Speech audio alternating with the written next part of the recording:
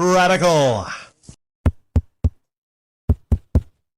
We're nearing the end of the NBA trade deadline, and predictably, there's nothing going on that's nearly as shocking as Luka going to the Lakers. Looks like the Warriors are not going to get Kevin Durant. They were trying heavily to get Kevin Durant and pretty much any star to pair with Steph Curry, but apparently Kevin said, nah, I'm good. So he's not going back there. They might not make a big trade. The biggest trade is Luka and Anthony Davis. That's going to be the biggest trade, I think, for several years to come. And like I said in my upload before, it's kind of a head scratcher, a definite head scratcher. Makes no fucking sense. And it's almost like the Mavericks are trying to get worse as a team, trying to lower the value of their franchise. I'll get into that in a moment, actually. That could be the case. They made another trade. They traded Quentin Grimes to the 76ers for what's his name? What's his name here? I don't even know this dude's name. Caleb Martin, all right? Everyone's giving this grade like a C or a D for the Mavericks and an A for the 76ers. So there's another trade that is not good for the Mavericks. Hell, I wouldn't be surprised if they trade out Kyrie and get some lesser player back. It doesn't make any basketball sense because Luka is one of the top 3-4 players in the league currently. Luka helped take that team to the fucking NBA Finals last year. He is a generational talent. Makes absolutely no sense that Dallas would trade him away unless there's outside reasons. People were speculating. Well, maybe, he forced a trade out. No, he didn't force a trade out. Even if you got somebody like Luka and he's trying to force his way out, they probably wouldn't grant his request because he's the star player of the team. Other things might be his weight. They were pointing to his weight, the way he ballooned up to almost 270. But it's not a situation like Zion Williams because, see, Zion Williams, he ballooned his weight up and he can't even stay on the court due to injury concerns. And yeah, Luka has some injury concerns this year, but he just led that team, like I said, to the fucking NBA Finals. I don't see a situation here where this makes any basketball sense. None whatsoever. Some people are saying this is the most lopsided, craziest trade going to LA since, Gretzky, a long time ago. That didn't make sense back then. LA just seems to be the beneficiary. I don't know what it is. LA seems to be the beneficiary of a lot of lopsided trades. It's a big media market. Now, basketball reasons. There are no basketball reasons to trade Luka for AD. Makes absolutely no sense. You can try to say, well, AD's a better defensive player, but he's not a better player than Luka. I don't think AD is ever rated higher than Luka since Luka's been in the NBA. Ever since Luka got to the NBA, he's been a great talent. I think this is the first year, and it's only because he's been injured a good bit of the year that he wasn't all NBA every single year. Like I said, guy's a generational talent. And AD's good. He's incredibly good, but he's also, 31, 32 years old? Luka is only 25. That's the biggest head scratcher here is he's so young. He's going to be great for the next decade, more than likely. So whatever team has him, they do not have to worry about their future. You never trade away a young, great generational talent for an older, great player. And supposedly the basketball reasons that they officially put out there, Jason Kidd and the guy running the Mavericks, which I'll get into the guy running the Mavericks in a second here. They had a press conference and they were talking about things like injury concerns, conditioning, because they had to have some basketball reasons to put out there about him. And during that interview, you can tell Jason Kidd was not smiling. And whenever there's any reference to Jason Kidd being on board with it, he looked like he just wanted to give the guy the death stare. He couldn't even look at the guy. It's one thing. It might be even worse when you can't give a guy the death stare. He wasn't even looking at him. He was there just because his job required him to be there. He was pissed. He was not a happy camper. But there's non-basketball reasons for this. This is what I'll finish up talking about. And this is what's really important here. Nico, the guy in charge of this trade, he used to be at Nike. And he's also friends with Rob Pelinka of the Lakers. They're good pals. This guy, this stupid motherfucker, cost Nike billions of dollars because they had a shot. They had a presentation for the one and only Steph Curry. And during the presentation, this dumbass Nico actually called Steph Curry Seth Curry. And they had a presentation not for Steph, but for Kevin Durant.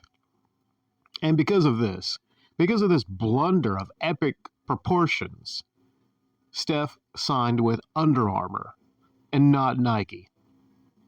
That's insane. Just about everybody signs with Nike, but Steph, because of this blunder, because he was so disrespected here, it caused him to go sign for Under Armour. That dumbass made the dumbest trade possibly in NBA history, trading Luka to the Lakers of all places. Also he's friends with Rob Pelinka behind the scenes. Now, a lot of people are saying Rob Pelinka finessed this guy. How do you just get AD in one pick for someone like Luka unless you've been finessed? Well, the Lakers didn't call the Mavericks, you see. There's not finessing here because they didn't call the Mavericks. The Mavericks called the Lakers, inquiring if they wanted Luka, because they were trying to offload Luka, which makes no basketball sense. Almost like you're trying to not only make your team worse, but piss off the audience that goes to your games, piss off the ticket holders, piss off everybody connected to the Dallas Mavericks. Now, why would you do that, huh? What logical reason do you have to do that? Well, apparently, the Mavericks were owned by, I believe his name's Mark Cuban.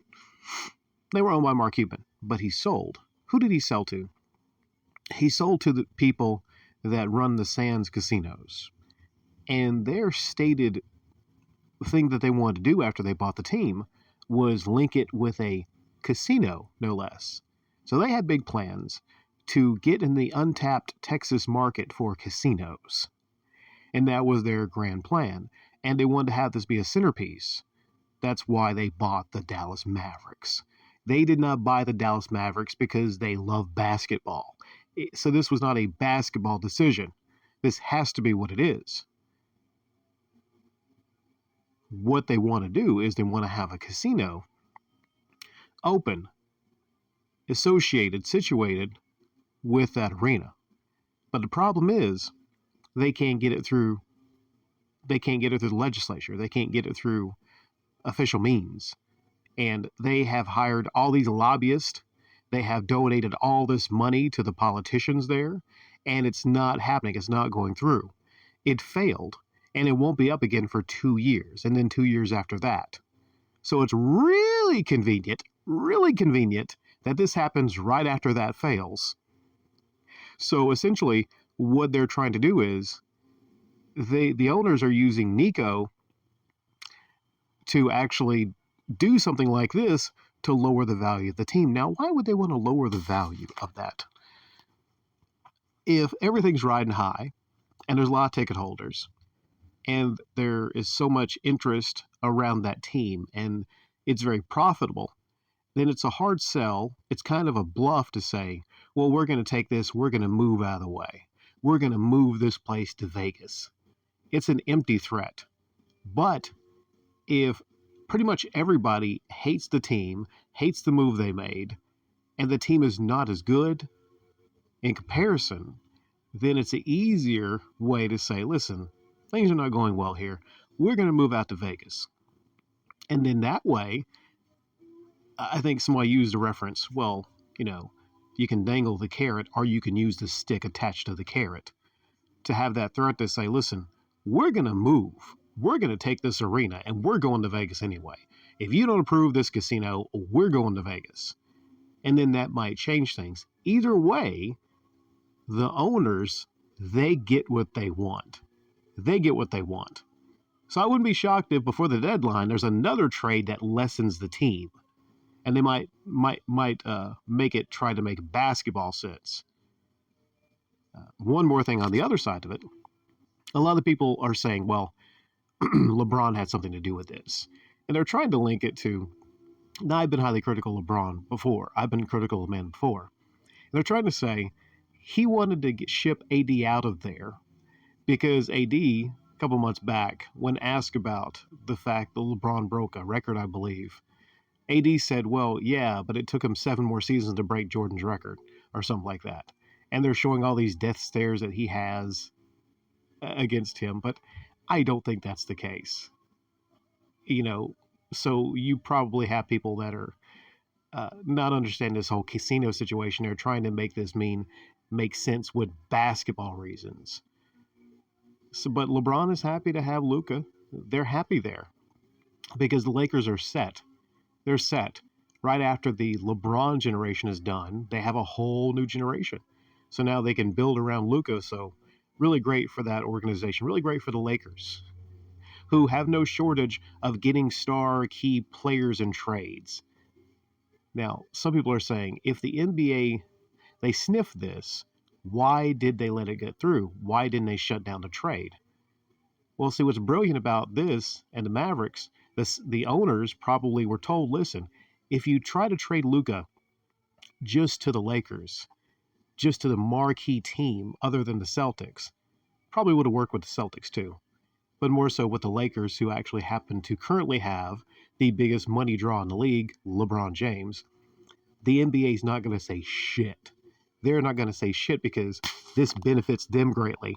So they're not going to investigate it. They're not going to shut it down because Adam Silver, it makes them collectively a whole lot more money. And some people are saying even Adam Silver might have, behind the scenes, might have orchestrated this. So the NBA is not shutting this down regardless. There's a lot more I could go into. But one more quick thing is, it's kind of funny that, both players, well, there's more than that, but both players recently that helped LeBron win a championship, Kyrie and AD, are now on the same team. Wouldn't it be wild, though, if something crazy happens and AD is actually so pissed off about this, he plays his heart out, the Mavericks get to the finals and actually win? I don't think that's going to happen. I don't think it's going to happen, but that would be crazy. And I would actually, because of the way that this was done, I would actually be rooting for the Mavericks over the Lakers. I would be rooting for them to actually win everything because this whole decision, this whole plan by the ownership would just have blown up in their fucking faces. And what if AD actually becomes, I mean, they're still going to miss Luka. But what if AD becomes a hero and they don't boo him? Because initially, right out of the gate, trust me, AD will be booed almost out of the building, even though this is not his fault. Somebody's got to catch the fire. Somebody's got to catch the flames from the fans, and it's going to be AD. Yeah, so much more I could go into, but I'll leave it right there. This is, like I said, the craziest, possibly the craziest, biggest trade in NBA history this decade at least. Well, not this decade, this century. And so many people will be trying to investigate it and try to make it make sense through basketball reasons. But there is no basketball reason, none whatsoever, to trade Luka in his prime, a generational talent no less, to a team for a much older player in Anthony Davis. No sense whatsoever unless you look at the background and you look at the ownership and the fact that they desperately want to make a casino far more than the Mavericks being successful in winning championships. That's the true reason here.